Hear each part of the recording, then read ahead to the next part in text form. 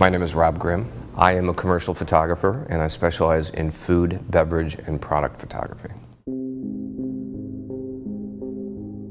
I started out as a product photographer. I was working in another photo studio. That's where I apprenticed, and that was here in St. Louis, where I really kind of was full-time at one studio and had a chance to dig in and really apprentice at one place.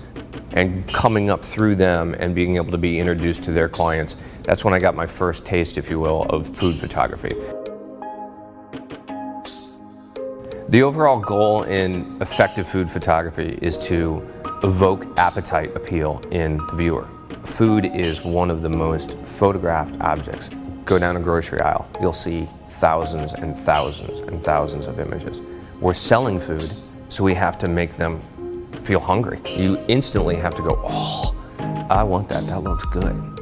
So I think one of the greatest things that a food photographer can do outside of having their equipment is understand that they have to evoke emotion in their viewer, so they need to pick up some tools and some props and some techniques that are going to convey that to their audience.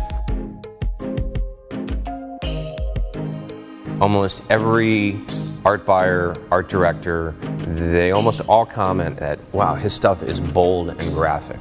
At the same time, it gives it appetite appeal. It really kind of makes people want to draw into it. So I think what I've been able to do in my approach to the food is kind of boil it down to a simplicity that really makes the food heroic.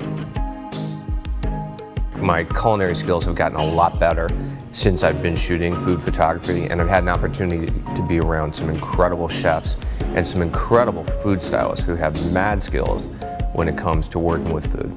So I've just always loved cooking. I love being in the kitchen.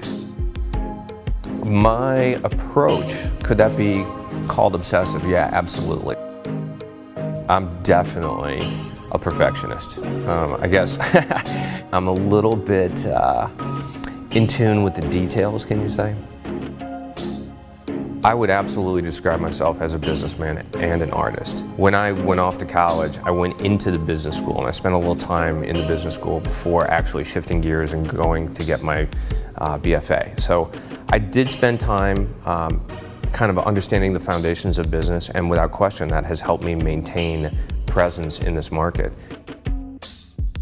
I got into teaching recently. I've always done lecturing. I've always had students come through the studio for, I don't know, 15 years.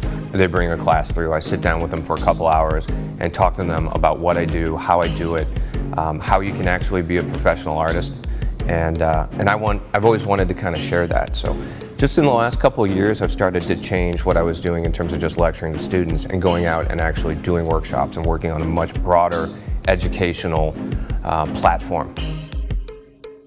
My dad was an artist and an art teacher. He was a ceramicist, a jewelry maker, a photographer. I mean, growing up with him was amazing. In fact, some of my earliest memories, which are some of my most formative memories, I was probably 5 years old, sitting on my dad's lap at the potter's wheel. And he's running the pedal on the potter's wheel, had one hand around my waist and the other helping me make a pot. It was very cool, great way to grow up. I have never met a student of his, former student of his, who didn't say that my father had a huge impact on them personally. And he had thousands of students. That's really a rewarding thing to hear about your father.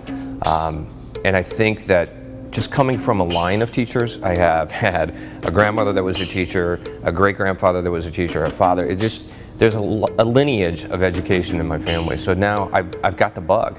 And I very much feel my father kind of channeling through me, and I love it.